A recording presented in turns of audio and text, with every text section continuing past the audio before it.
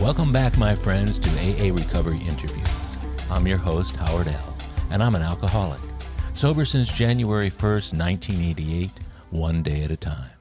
I'm grateful you've joined us. AA Recovery Interviews is the podcast where Alcoholics Anonymous members from around the world share their extraordinary stories of experience, strength, and hope. There are over 115 awesome interviews in this podcast series.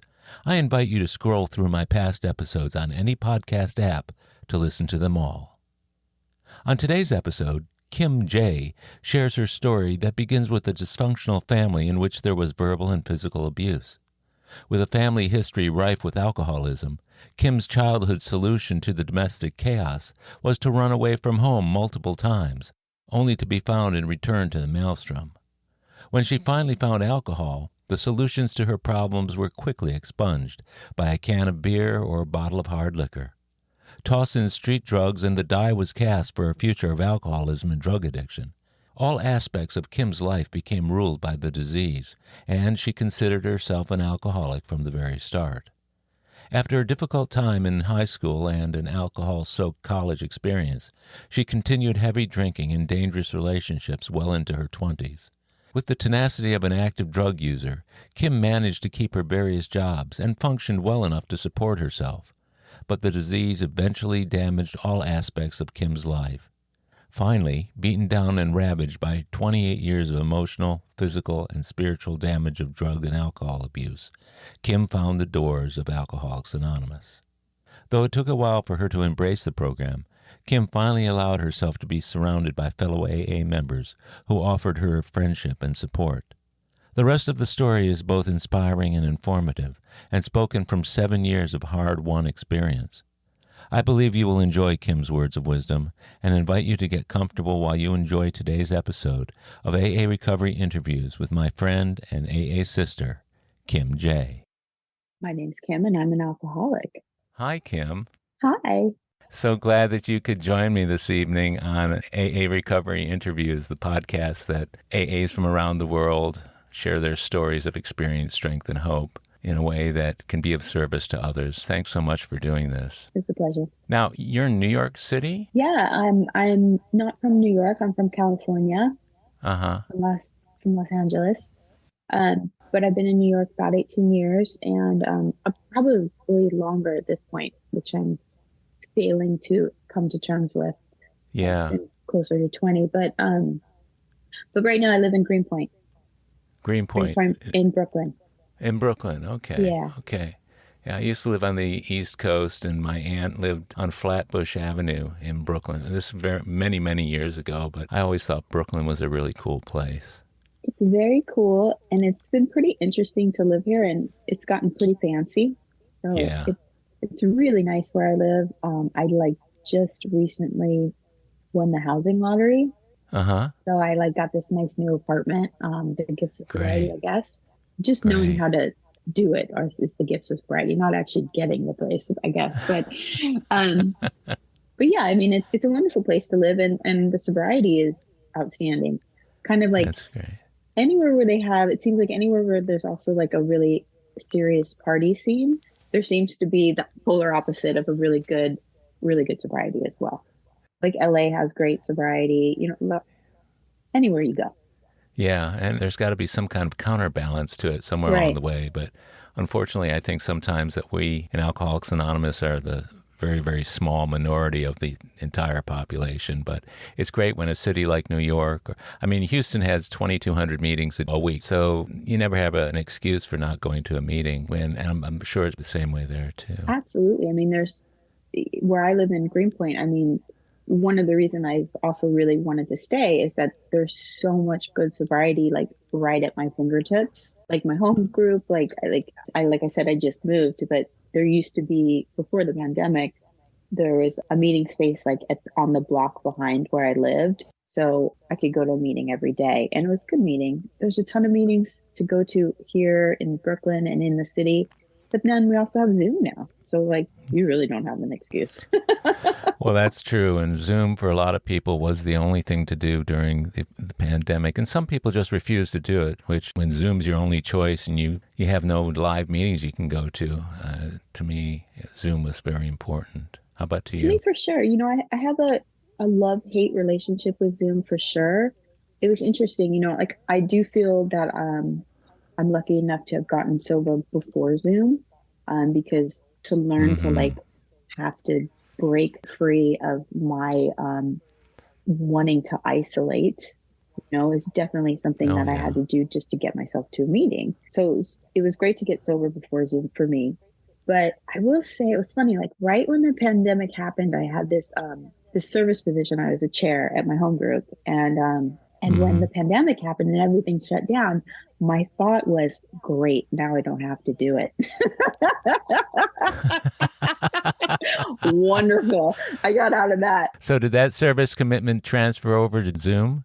Yeah, and then there was an old timer in the rooms, who had 30 years at the time. She's got a lot more now, Uh-huh. and 30 something years. She called me up and she's like, "So there's this thing called Zoom, and we need to do it for my home group." And I was just like, in my head, I thought, "Ah, shit." But to her, who I love and respect, I was like, okay, whatever you tell me to do, I'm going to do it. So we ended up being the people who Yeah. actually set up the meeting for Zoom. Oh, that's great. Yeah, it was great, but it was funny because like it was really the last thing I wanted to do. Like, so we ended up setting it up, and it was really wonderful. Like, 175 people came the first meeting. Like, yeah, I mean, it was like, so cool. And it was a lot of Zoom bombing at the time because, there was just a ton of that going on, and we didn't really know what to do. And we were kind of like all trying to figure it out, and trying to figure out how to like use this new tool. And, Yeah. I have Mm-hmm. sponsees, and I will say it was a really beautiful thing. Like for me during the pandemic to just, let go and embrace it. And there was a nice Mm-hmm. period of time where me and all my sponsees would like go to like 2 or 3 meetings a day together. And it was so much fun. And we had such a blast. And we actually ended up kind of linking up with this women's meeting in LA on Zoom. And we all Mm-hmm. became friends, and we were just super active. And it felt like this thing that really saved everybody and kept us going. It was like, I personally, maybe I'm giving myself too much responsibility or whatever, but I was like, how am I going to get these women through the pandemic? Like, how am I going to make sure that my babies who I adore are like okay and safe? Yeah. And like, it was lovely because like everybody embraced it. We all had such a blast, and we all got like Mm-hmm. really connected. And it was a lot of fun. We're alcoholics, so we overdid it a little bit. Yeah. Yeah. I get it. I get Yeah. it. A lot of people did. I did a couple meetings every Uh-huh. day. And I still have two meetings, one in LA and one out of London, that I'm still a regular Oh, at almost 3 years later. yeah. Very cool. And I was a greeter for the London meeting, Oh, and I was, I've taken service positions for a meeting that takes place in Great Britain. So it was very meaningful, and also getting to meet people from other parts of the world. Everybody was always very nice and friendly. How long have you been sober? What's my your sobriety sobriety date date? is January 4th of 2016. So I have 7 years. I just got Cool. 7 years. And Uh huh. Uh yeah, huh. it's been a good trip. Just enough time to like not be new, but not enough time to be an old timer. Yeah. Well, I think old timers is Really? overrated, actually. Yeah, because I mean, I was looking at it the other day, and I've got an app on my phone, and it tracked 12,878 That's amazing. days, which is, it's Oh, 35 years. And, January 1st is my sobriety date of 1988. And it's amazing. I mean, if you stay sober and live long enough, you get these large blocks of years, and then you turn around, you look back, you realize your grown children never saw you drink, or the people around you. It means so much to all of them to have you sober and in their lives. It's just a wonderful thing. So 7 years is amazing. I think 7 years time. So January absolutely. 4th, were Yeah, you for sure. drinking I right up went to for the the very end, or end. using right up to I the end? had tried to get sober for a Yeah. while. And then I had been doing that thing where, I kind of like test out meetings and, hated Mm-hmm. it, which is funny to think back now because I love AA so much. But yeah, I kept kind Mm-hmm. of flopping in and out. And then Christmas came and I relapsed. And, my anniversary, January 1st, because I had to go back to Mm-hmm. work. And but it was the first day I didn't drink just because I was at work. Was it a really raucous and wild New Year's Eve that year, or did you come away unscathed? I don't think I came away unscathed. It was the experience that I needed to have. Mm-hmm. I spent New Year's alone, so I don't know if it was exciting. I was just binge drinking. Like Yeah. I basically drank for about 10 days straight. Woke up, drank, went to bed, or went to bed is a funny way to put it. Passed out is more accurate for sure. Yeah. Mm-hmm. And like I had that experience, it's classic. It's a lot of things that we talk about in our rooms. I had that experience of thinking, I had a little bit of sobriety time before the holidays, before Christmas. I thought I could have a drink. I got off work and like a little early on Christmas Eve. I went home and Mm-hmm. bought some liquor, and I proceeded to. I was like, "Oh, I'll have a drink tomorrow on Christmas. It's some sort of celebration." And then I'll go about all the plans that I had laid out because, like, with my job, I would get between Christmas and New Year's off. Hmm. So I wasn't actually working for 10 days. And I thought, like, I'll just have a drink, Yeah. and that's that sneaky thought that we get, or I certainly did. And I had a drink and I kept drinking, you know. I don't remember what happened, to be honest. Maybe it was ruckus. I just don't even know. Yeah, and blacking out or losing one's memory over being drunk or stoned is a mixed blessing, in a lot of ways. Now, were you always a binge drinker? No, I wasn't always a binge drinker. What a good question because I never thought about that. I became a binge drinker for sure, Mm-hmm. but I wasn't always one. No, I was a drug addict when I was young. I did a lot of drugs, and Mm-hmm. so I really thought that that was like my my problem. I didn't think alcohol was a problem. And so when I was doing drugs, like you drink with that, because like who wants to do drugs without drinking? Oof, that sounds awful. But I didn't see the alcohol as a problem. And it really wasn't until I stopped using drugs, not because I was trying to necessarily. I just kind of like aged out of it. I stopped going to like, I got sober at 41. So like I stopped going to like clubs and stuff, like Mm-hmm. so I just wasn't as much around the drugs that I was doing. And I really like thought I had a handle on it, but that's when I started to binge drink. Not right away, but like slowly it just kind of took over. I know when I was using drugs, I almost looked down my nose on people who were drinking alcoholically while I was using addictively. And I had my own opinions about them, but I always thought, I'm a much cleaner drug addict than I am drunk because I was always very sloppy and slurry and everything else. Sure. And eventually I did them both together with a lot of gusto. But when you were using and around people who were drinking, how did you compare your consumption with other people's drinking? I don't know if I really even thought I had a drinking problem. Yeah. you know I will say it's funny that seems to be a thing, like as somebody who considers himself a drug addict.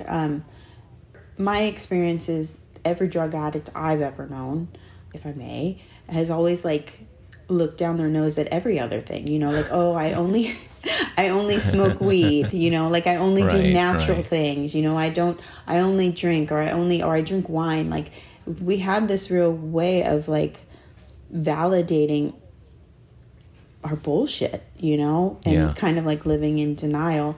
I don't know if I really thought of it that way when I was out there, but I did always kind of like make a mental note. I'm like, that's funny. Like, you're sitting here doing cocaine with me, but you're talking shit about people who drink or do something else. And I'm like, I was definitely somebody who did anything that you put in front of me. So Yeah. I don't know if I ever really looked down my nose at anybody else. I think I was more like, give me what you have. Yeah. Why aren't you sharing? It's like my favorite drug was always, what do you got, Yeah, And, what do you got? Now, your use of drugs and drinking, looking back, when did all that start? And what was your home life like growing up? Did it give you would it have been predictive of somebody who would eventually become a drug addict and alcoholic? I mean, looking back, sure. Like, I don't know if I stood much of a chance, but, gosh. My parents they didn't really drink in the house, my dad definitely would do that on his own, and it was kind of hidden from us. And my mom, has her own struggles with other things. And I grew up in a very volatile home. There was a lot of yelling and, hitting, and it was definitely dysfunctional. But, it's like both my dad and my mom both come from alcoholic fathers, like that they knew were alcoholics, right? So like my dad's dad was a volatile alcoholic who, had a big book on his mantle, but never really did AA. So they kind of, when I first came in, were a little weary. My parents did their best to like not really bring that into our home. So I wasn't really aware of it till later on. But now looking back, I'm like, oh my God, everybody was an addict, of some sort. Like, I grew up in a very dysfunctional home. I was definitely in an alcoholic home that didn't actually have a lot of alcohol in it. Like you find out later on, or at least this is what I found out, like it doesn't matter if there's drinking or not necessarily. If you don't treat the disease of alcoholism, it's still very there and it still gets passed on. And the dysfunction goes on whether there's drinking or not. I mean, in my family, neither of my parents drank at all. But there was my dad was definitely a rageaholic. Right. And my mother was definitely emotionally vacant. And so those things add up to a miserable childhood and something that you can't get away from. Now, do you have siblings? Yeah, I have a sister and half brother. Okay. So when you were growing up, how did you deal with what was going on in the house before you started drinking or using drugs? I mean, I think I've always tried to escape, like I would run away from home a lot, Really? Oh, yeah, for sure. I was definitely... And this was out in California? This is in California, yeah. Oh, okay. Not as bad running away out there as it is in, like, New York City or something, right? You have to pick the summer to run away in New York City. You can run away at any time in California. That's for sure. So you were running away. Wow. Yeah, I would run away all the time. And, like it's interesting. Like the people around me, like the real adults around me, like not my mom and dad, were always worried about me. Like you could tell, like people tried to help, but maybe almost because there wasn't like drinking or anything, like nobody really knew what to do. And like there's no real, like how do you help a kid who's like, I'm not coming around with a black eye. My parents aren't necessarily drinking. They're just, highly dysfunctional people. And my home life is awful, So people always tried to help me, so they'd let me stay, or they'd try to figure it out. But I'd always just end up going back home. When you were running away, did you have a plan ahead of time for where you would go, or what you would do, or what was your thinking? I think I would my plan was, I mean, I was a kid, so like my plan was to go spend the night at my friend's house, and and stay as long as I could until they kicked me out. Huh. What did your parents do about it? What was their response to you running away so much? My mom would worry. I don't think my dad would say anything. That was kind of the go-to stance of the household.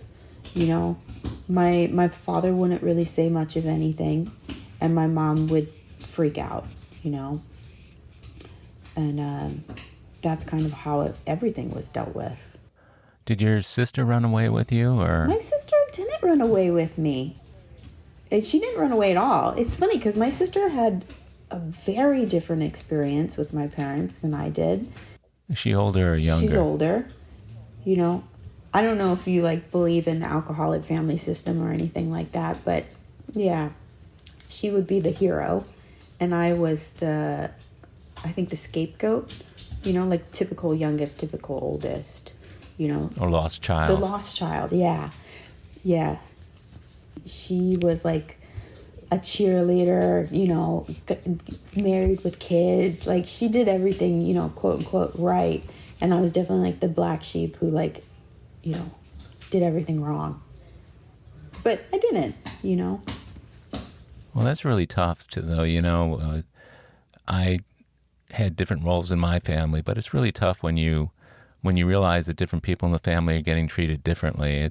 Within that family dynamic, it's not like you can go somewhere else when you're a kid. Although it sounds like, to me, you actually tried to go somewhere else, running away like you did. And was it that your dad knew that you were going to come back and your mom was scared that you might not? I think my dad just, I don't know if he knew that. He cared, but I don't think he knew enough not to get involved in my mom's wrath, He was even though this is a bad situation, I'm just gonna stay out of it because I don't want to deal with her. That was typically what we got. That's tough. Yeah, it's not great.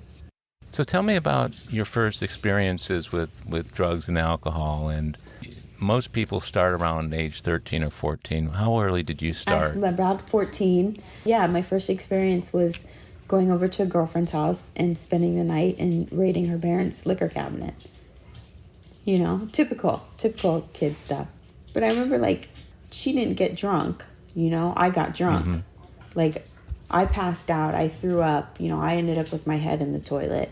She didn't, she didn't have the same experience that I did. Did that make you not want to do it again? Absolutely not. That made me only want to do it more. I was like, this works great. Turns all the lights off. I love it. Give me some more, please. I mean, I'm joking a little bit, but because I didn't start drinking regularly at that age. It was just my first experience. But I did internalize the thought that this is a solution, Yeah. This is helping me get out of myself. Different effects of getting out of ourselves, being accepted, being open, socially lubricating, all the other things that we can gain from that experience, especially being young. I was definitely a wild child, and but part of that was just escapism, I never wanted to be home. I always wanted to be out. So but then the thing is, once you're out, out of the house physically, I just want to be out more. I want to be out emotionally and spiritually. And the only way that I knew how to do that was by drinking. When did drugs enter the scene? Yeah, drugs entered the scene probably a little later. I think I got stoned for the first time at 18, which is not that impressive. Most people do start younger. I didn't start till I was 18. Okay, good. Well, then there we go. Thank you. Yeah, I think I got stoned at 18 for the first time. It was kind of adorable. I thought I wasn't gonna have an acid trip. So I had my friends play music, and I'm when is the light show gonna happen? And of course it didn't really look like that. But I started using drugs at 20. A lot of kids, once they start drinking, they find a group to associate with through middle school and high school. What was your experience with high school and drinking? Gosh, it's kind of a little painful because I think I was just an alcoholic right from the go. My experience with drinking is even the friends that I made who I drank with, I still was crazier than they were. I would sleep with everybody's boyfriend, I was definitely that girl. So people would get mad at me, I was acting out enough that the friends that I had at that time were like, we don't want to be friends with you anymore. And like, this is still in high school, you know, like that's pretty bad. I also had this really intense, which I never really talk about. I have this really intense thing happen to me in high school that really just kind of threw everything off. So, I don't know if I should talk about it, but yeah, like I had this experience in high school where, I don't know if this plays into my alcoholism. I would imagine it certainly didn't help, but there was a Monday when high school, Monday morning, the high school calls my mom and dad and they're like, Kim can't come to school. And it was the girl who was, I guess I slept with her boyfriend. And I also dated this guy who was pretty crazy, had like teamed up and were mad at me enough that they went around the entire high school and like painted my name and phone number, spray painted it all over the high school, to the point where the high school had to actually close and like call everybody and tell them not to come in that day. And so everybody knew. I think I was a junior at this time. So it was really bad, you know, like my parents didn't know what to do and they weren't like the best parents to begin with. And, you know, and I didn't have friends, you know, at this point because they were involved. And and I was really isolated, you know, like it was a really horrible thing to go through. So I didn't have that like pack of crew to, I definitely got it later on. And it's funny because I'm incredibly social, but in high school, not so much. I was kind of a loner. I was isolated. I can imagine having something like that happen when you're, 16, 17 years old. That's pretty traumatic to have to suffer that humiliation in front of virtually everybody. Yeah. Well, when you're in high school too, everybody is your high school community, you know? So for me, it felt like everybody, you know? So I kind of just stopped going, ran away again. So you ran away from high school at that point? Definitely, yeah. So what were the final couple of years like in high school? Did you finish it and complete it, and what was next? I finished it and I completed it, but I didn't complete it in school. I did homeschooling, you know? Like, I didn't really go back. Like, they kind of... It was such a mess that they did provide me some leeway. I did graduate and I got to walk with everybody, but I think it kind of blocked it a little bit too, so I might not be getting this completely straight. But yeah, my last couple of years, I wasn't really there. You know, I wasn't really living with my parents. I had like gone to nanny for a family to get out of the house, and I was just trying to escape. After high school was better. I did create that crew of friends that were drinkers and drug users like me, and they were wonderful. And I felt really connected to them, you know, so maybe that is what I needed. But, you know, I don't know if it was the best thing, but yeah. Did you continue on in school after you got out of high school? Did you go to college or? Yeah, I went to college. I don't know if I tried particularly hard. Even though that had happened earlier, I feel like this is really when, like, you know, the disease of alcoholism or whatever you want to call it kind of like started to materialize in my life. You know, like I did get a crew of friends who were heavy drinkers, you know, like just we had a place to go, you know, where everybody would drink together. And we had the bartender friend who would hook us all up with alcohol, you know. So like we got to drink relatively for free and as a group, and you know, we would hang out together every night, and it was fun, I guess. I always dated some kind of drug dealer too. Like, you know, you learn to make friends with drug dealers and bartenders. Yeah. So we're talking about your early 20s now, and you said you got sober at 41. So there's a period of, let's say, 15 to 20 years in there. Yeah. What was next in your life, and how was alcohol affecting you in the next several years of your life? I mean, really, for the next several years, I was doing more, I was drinking and using drugs. And it's so funny because, often now, like, I'll look back and people will, like, have references for, like, that period of time. And, like, I just don't even remember, Like, I wasn't in society. I was hanging out with my friends, doing drugs and drinking. Like, that was my world for a really long period of time. So as far as, like, pop culture around them, like I got nothing. It's so weird.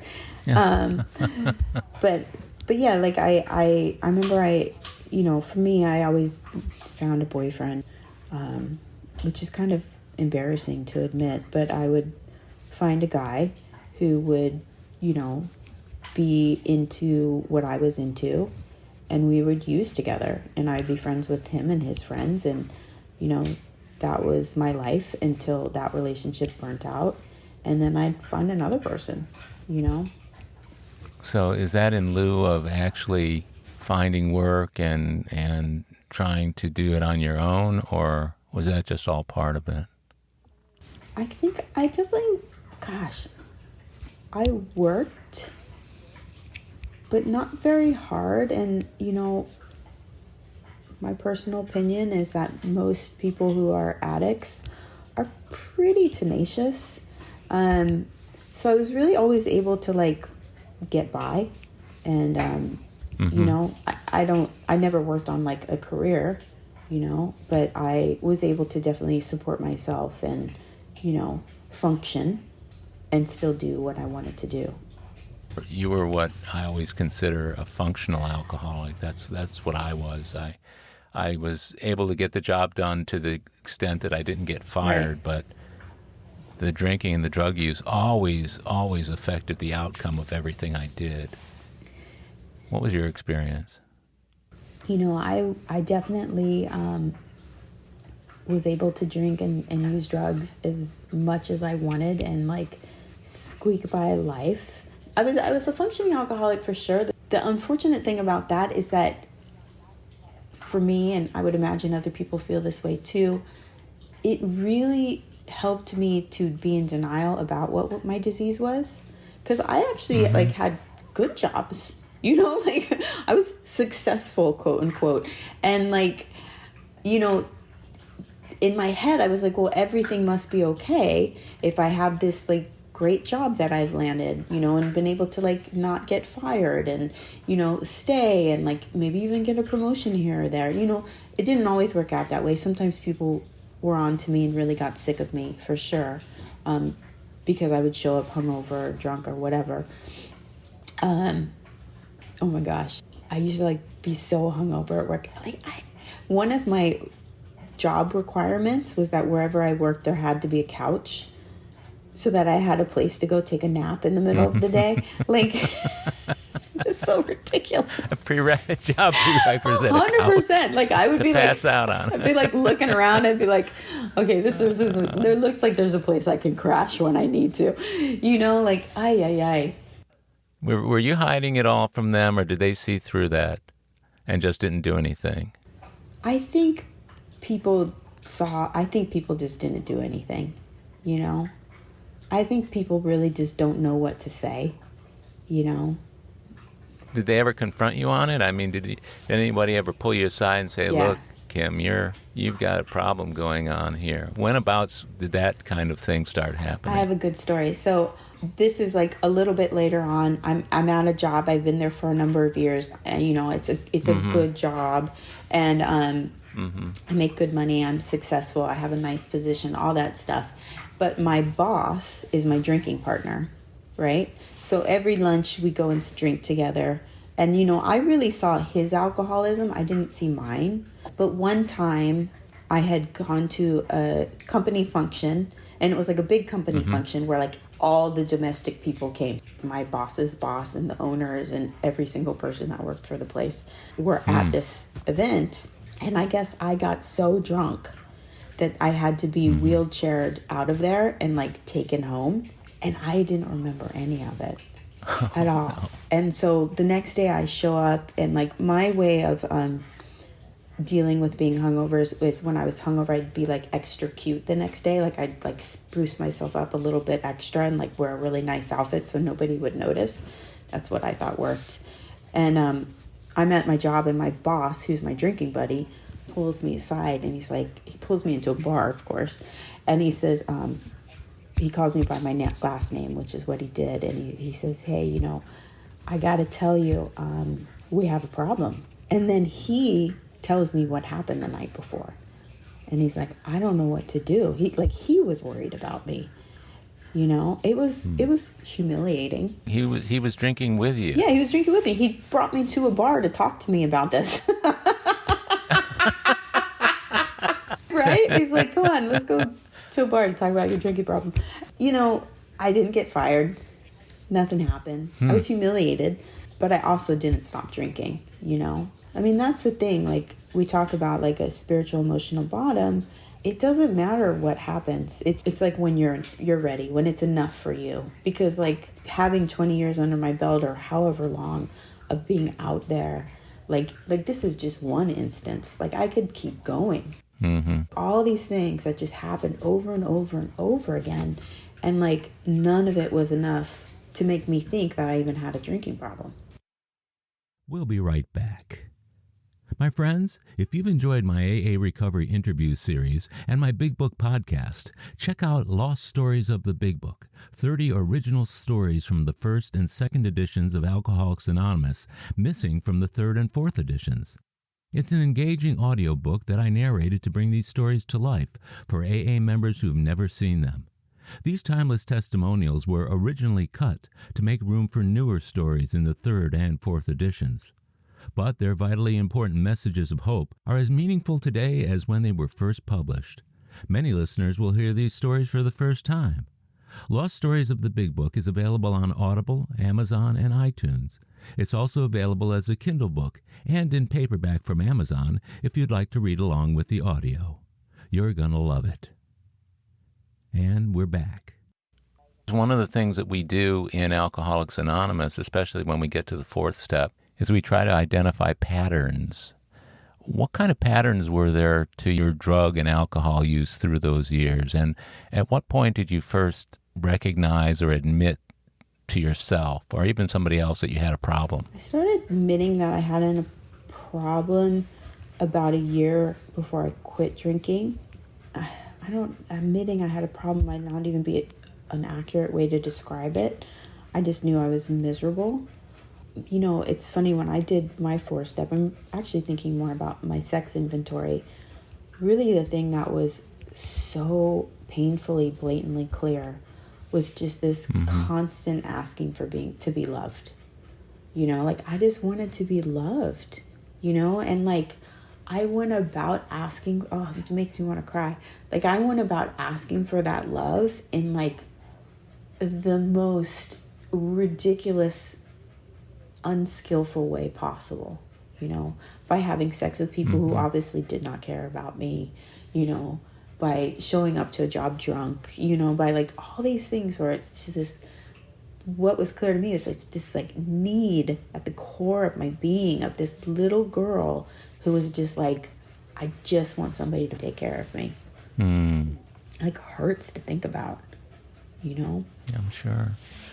Yeah, that's tough. Yeah. The things that happen to us when we're small, and they never stop reoccurring in our minds. And somewhat the same way in my relationships before I got sober was that I was looking to be fixed for problems that had been there since I was a child. And that's a tall order for anybody, whether they care about you or not.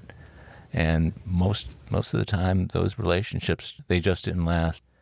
But that sounds like a really kind of sad part of your life. Did that go on for the whole 20 years, or were there points at which you felt like you were making some progress? Or No. I mean, I was like out there drinking and using for about 28 years. 13 to 41. Exactly. 28 years. So I think the whole time that's what I was asking for. You know, I was just that little girl who was coming from this dysfunctional family, who just wanted somebody to take care of me. You know, but what happens is, like, by the end of it, it's like I'm just having sex with some dude who I met in a bar, you know, and my like soul like wants this human to like rescue me, and like it's just so far from reality, you know, like it's just like, oh, it's so sad to think about, you know, like it's such a brutal disease. It really is. Especially when you start throwing the other addictions into it, whether it's drugs or sex or love addictions or just straight old codependency. Yeah. They all get into this toxic mix that doesn't have very many exits. In what way did you see yourself acting during that time? Was there a period when you stepped back and kind of took an objective third-party look at your life, and what did that feel like? When I was still active? Yeah. I mean, I think when I stood back and took an objective look at my life before I got sober, really the only thing that I saw was that I was a victim, and like, why was I going through this, and why was I being punished? You know, like, why was this happening to me, you know? Like, I really was capable of seeing everything that had gone wrong, and like how painful it was, and that like I, you know, needed help or whatever. But I really didn't understand or really think I was capable, is maybe a nicer way to think about it. I didn't really think I was capable of doing anything, you know, like I really thought it needed to be somebody else who would come and save me, you know, like I didn't think I was strong enough. I didn't think I was smart enough. I didn't think I was skilled enough to like fix that, even though I did understand that I was having a hard time, you know. While you were going through all of this, what kind of help did you seek out? Or at what point did you feel like maybe this was a problem you needed help with? It's so funny, Howard. I feel like you've already heard my story because you're like asking me everything in such beautiful succession. Yeah, I started seeing a therapist, and that's actually how I ended up getting sober. I had seen a number of therapists, but I started seeing this woman, and I was in enough pain that I really wanted to do something about it. You know, like I was like, wasn't looking at alcoholism at all. I was like, how do I fix my work situation? How do I get happy? How do I like fix my relationship stuff? Like, how can you help me to do all these things? You know, like how do we start that here? But it was the first time that like somebody was like, you know, do you drink? Great question. So this was, final therapist you had was the one who finally convinced you to do something like go to AA? Yeah, she really did. Thank God for her.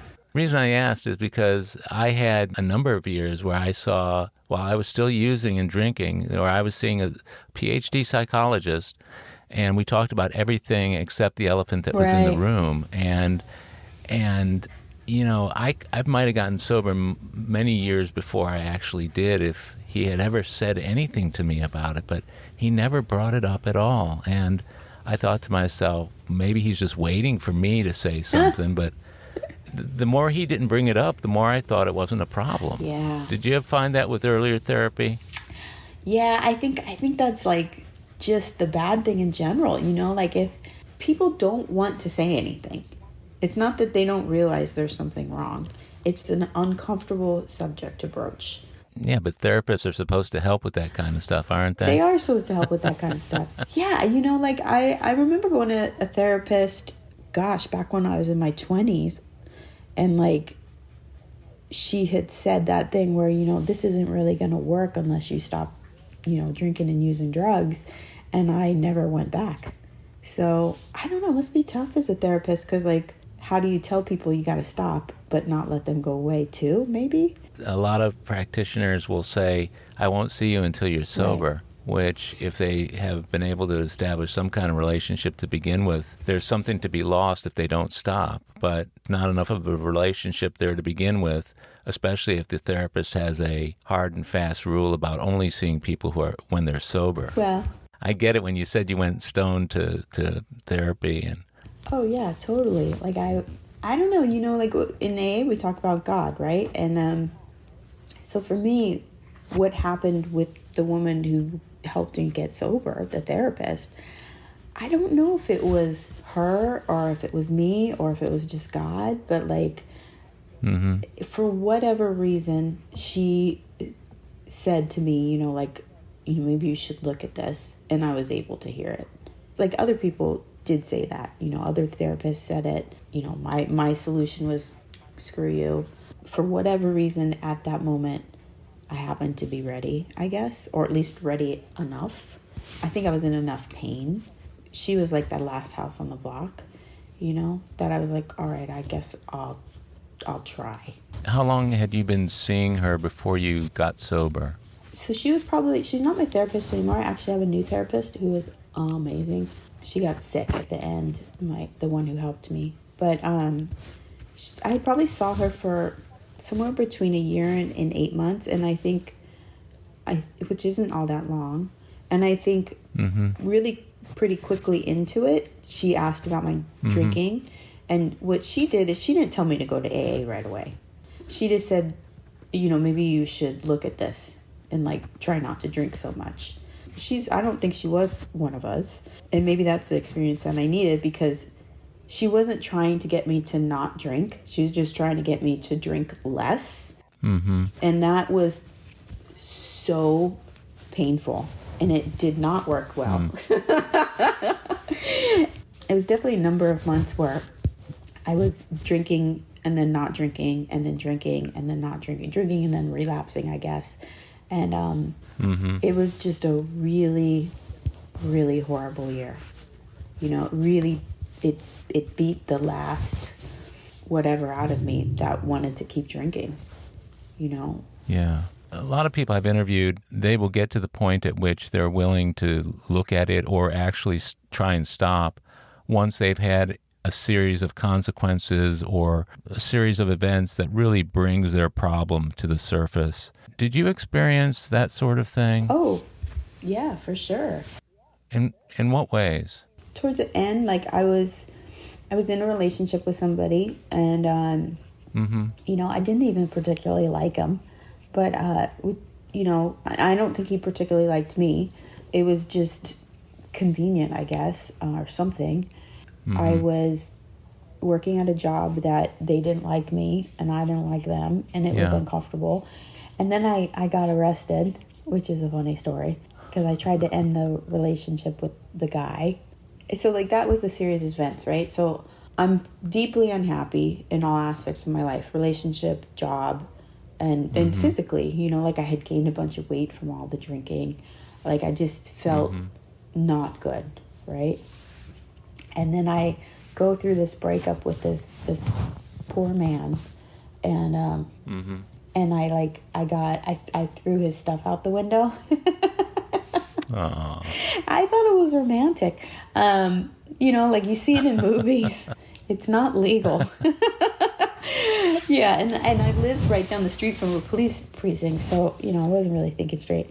So they came in and they arrested me, and that arrest, even though I've been arrested before, it had been a while, and it was a catalyst, That was right before I didn't drink for 3 weeks after that happened. I wasn't going to AA. I wasn't drinking. And I was just, white knuckling it, I guess is what they call it, where it was incredibly painful 3 weeks of me, like, being too scared to drink, I don't want to, obviously this is, like, coming to a head, I'm hitting a bottom. But I don't really know anything about AA. I don't really have any support around me. And I'm just miserably trying to get through this period of time, because I feel like I can still do it on my own, Yeah. And that was right before the Christmas where I relapsed. Now I'm like, thank God that happened. So that precipitated your bottom. It did. Yeah, it did.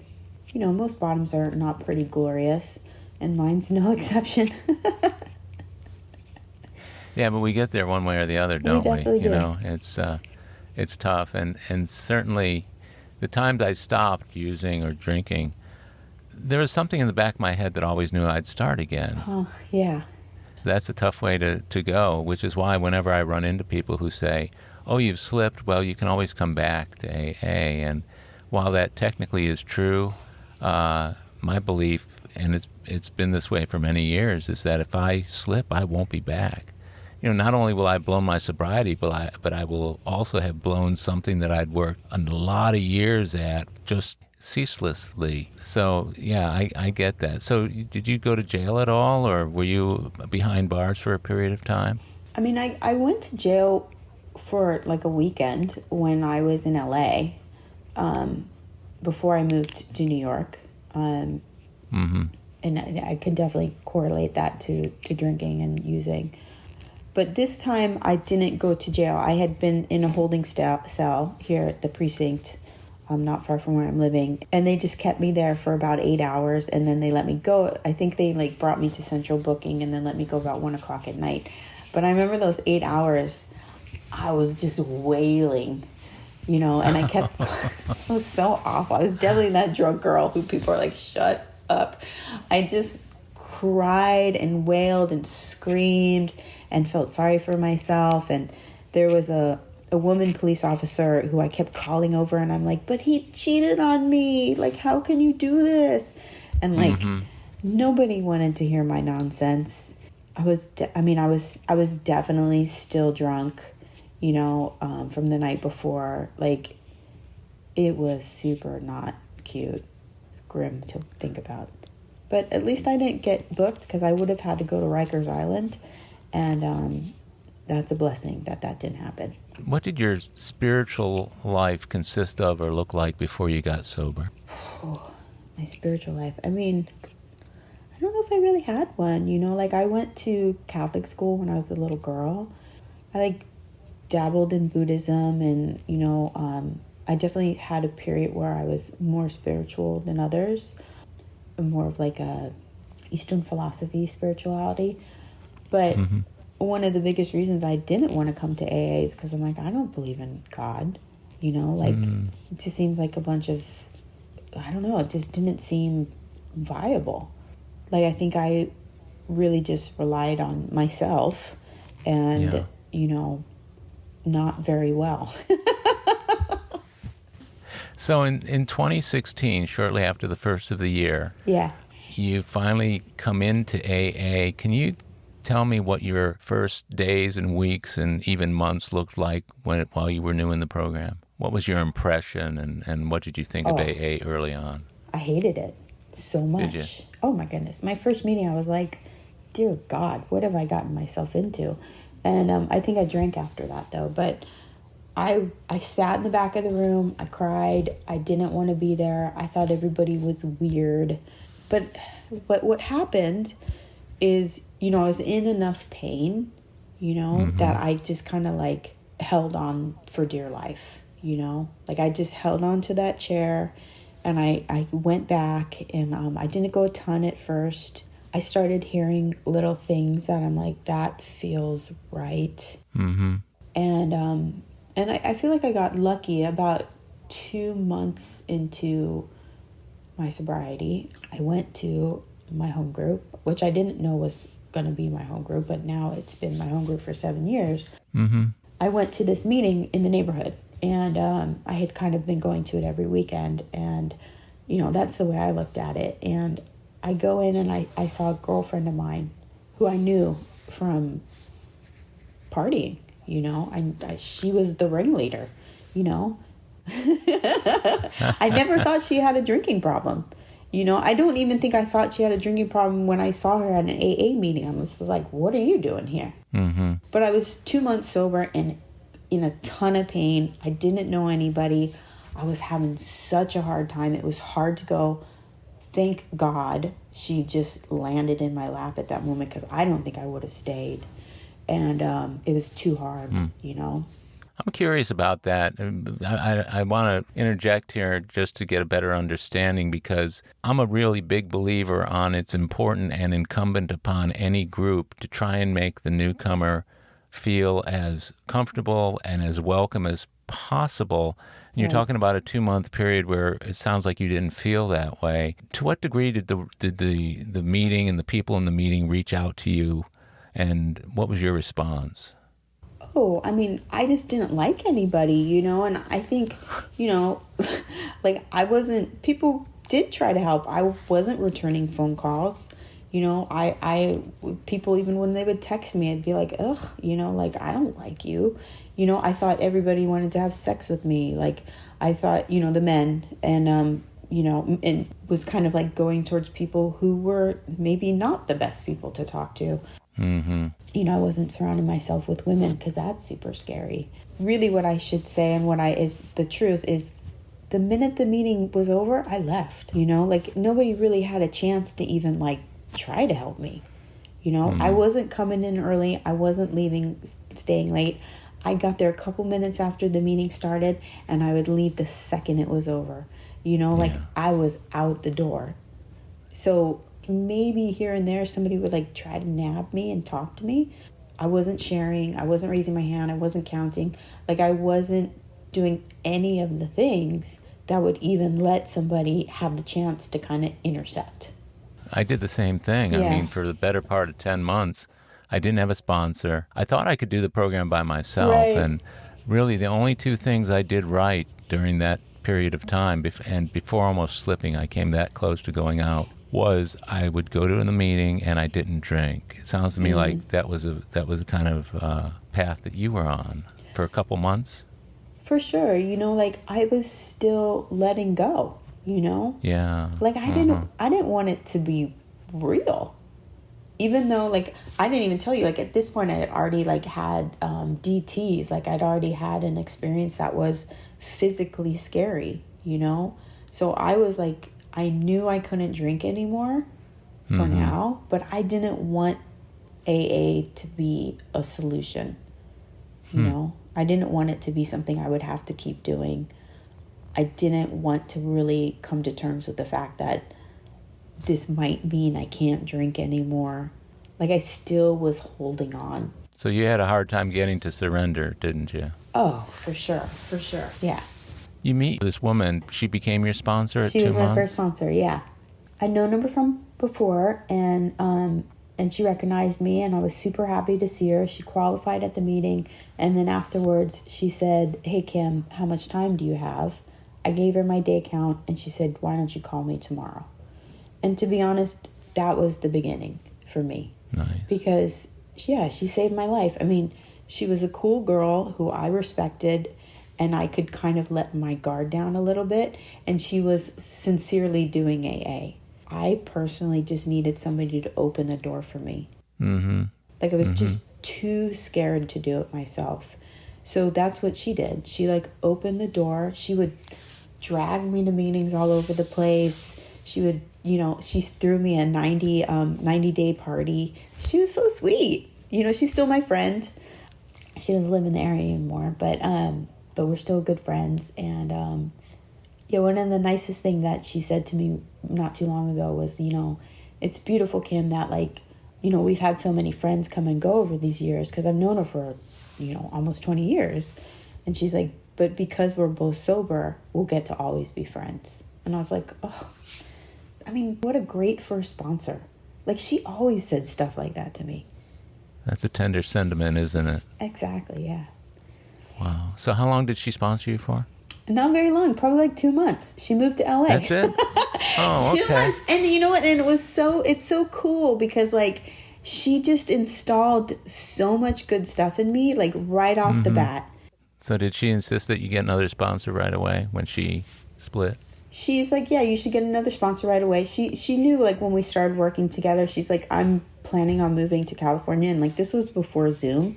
So, like, she's like, you might need to get a new sponsor. I mean, I think she still would have sponsored me, but I also kind of didn't know what I was doing. So I wanted a sponsor here in New York. I really thought my sponsor was supposed to be, like, my best friend who I hung out with all the time, which is not really what it is. So she stayed with me until I found somebody new, and then I got another sponsor. And, my personal experience is that I got 3 sponsors in my first year. Yeah, which is a little unusual, but I feel like it kind of rounded me out a little bit. Because I had the one sponsor, my first one, who was like, you go to meetings, you talk to people, you're happy, mind, body, soul. You know, like we show up, we do the right thing, we live in the light.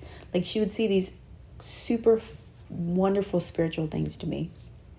And then my next sponsor was this giant pregnant lady who was covered in tattoos and like just super pregnant. And like she just loved me. Like, oh my God. Like, and I needed it. I was a mess. She just loved me, loved me, loved me. You know, thank God for her. She really saved my life too. I remember I was on the phone with her one day, and you know, when you're new, you call your sponsor and you kind of like, you got a lot of drama. Yeah, of course. Yeah. Part of the game, yeah. Yeah, I was no exception. So it was the first time I could tell that my sponsor wasn't paying attention to me. And like, I had that thought of like, you know, I can't believe this. She's not listening to me.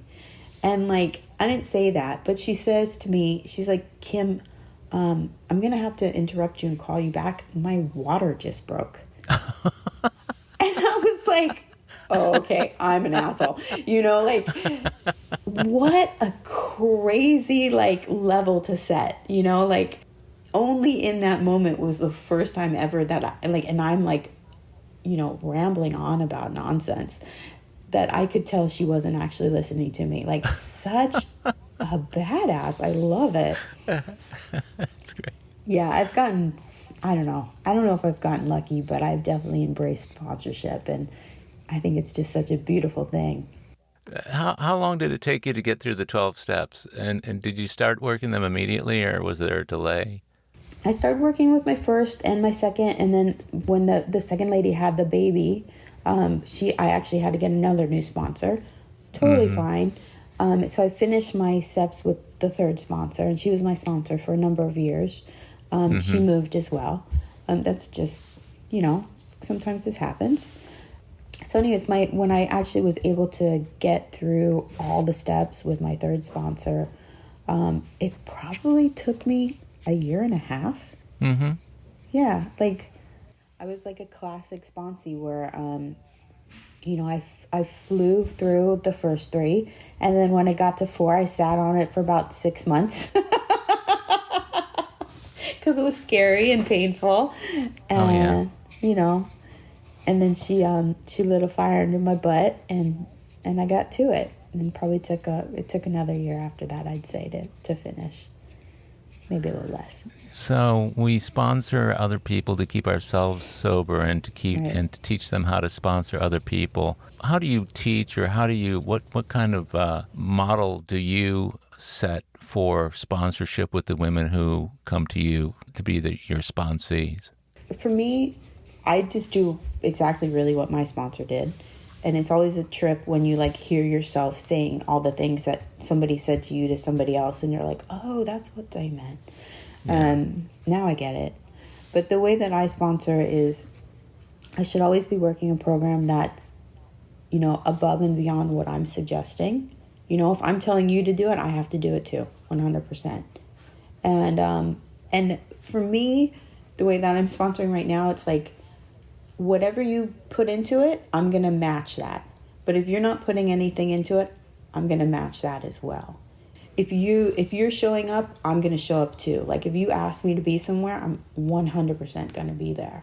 You know, like if you show me you're willing to do this, I will match that energy and we will get through this and it'll be super fun. But if you're going to not do that, then I pull back. To me, I've just found like I've sponsored a ton of people by this point. Weirdly enough, I don't know. People like me for sponsorship for some reason. It's a blessing for sure. Your experience is so vital and so amazing, considering what you went through to get to where you are today. That's appealing to a lot of people.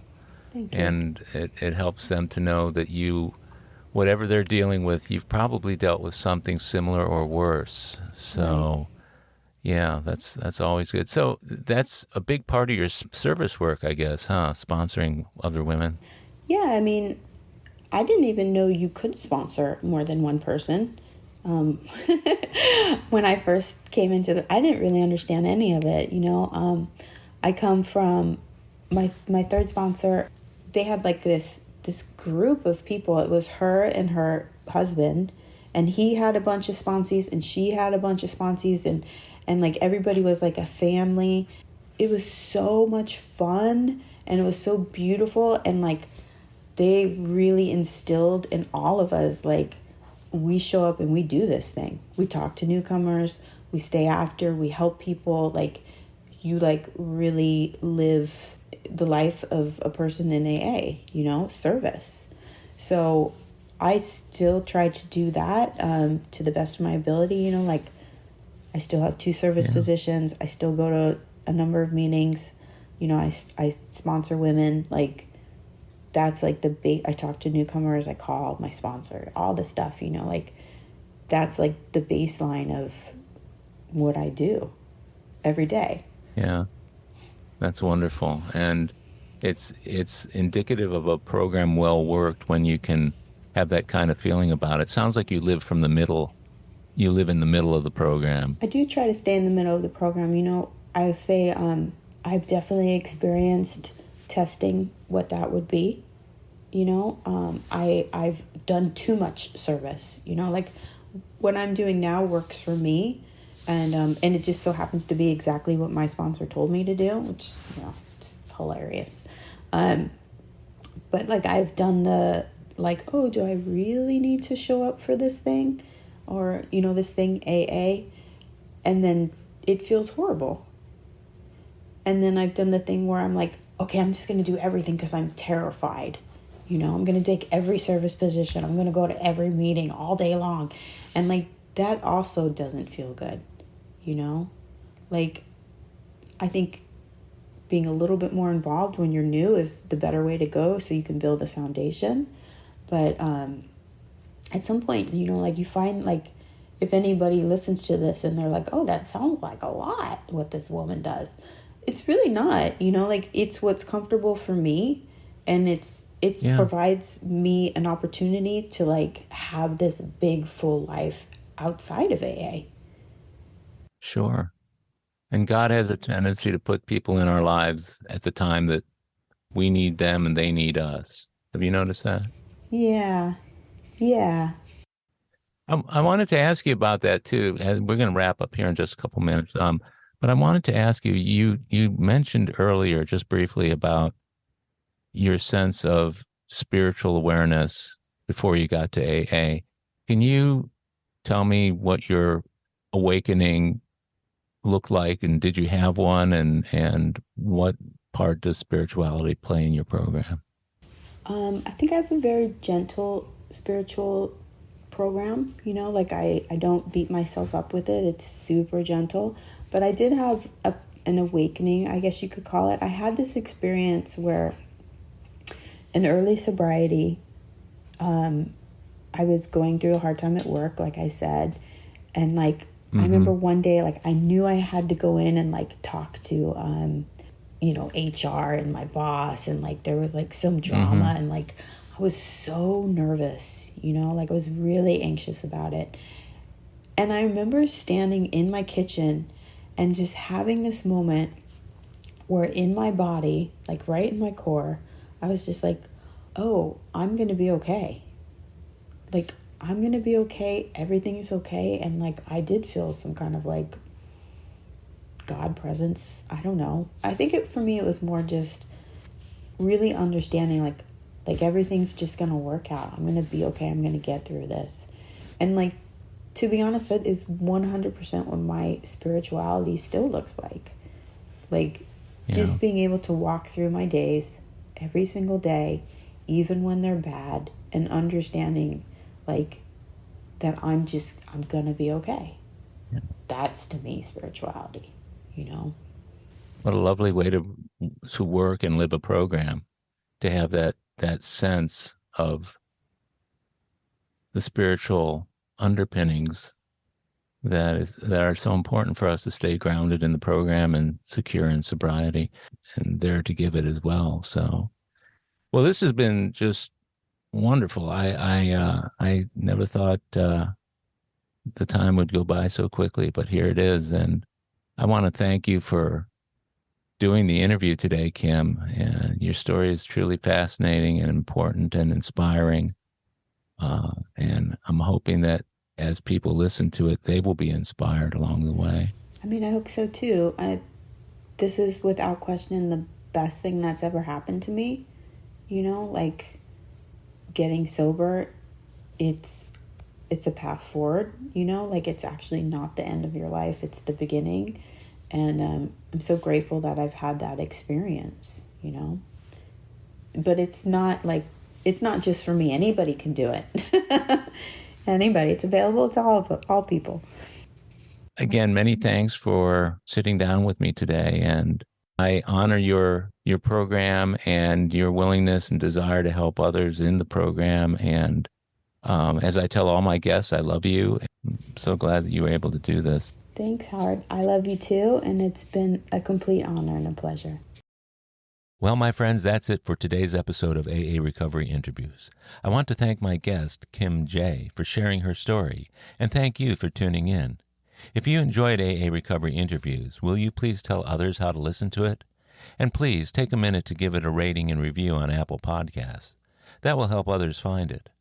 Of course, you can listen to many more interviews in this podcast series by following it on Apple Podcasts, Google Podcasts, iHeartRadio, Spotify, Pandora, Stitcher, and other podcast providers. Or tell Siri, Google Assistant, or Alexa, play AA Recovery Interviews podcast. Or visit our website, aarecoveryinterviews.com, and hear every show, share your comments, and also contact us. By the way, this podcast strictly adheres to AA's 12 traditions and all General Service Office guidelines for safeguarding anonymity online. I pay all podcast production costs, and no one receives financial gain from the show. AA Recovery Interviews and my guests do not speak for or represent AA at large. This podcast is simply my way of giving back to AA that which has been so freely given to me. The next episode of AA Recovery Interviews is on the way, so keep coming back. It'll be here soon.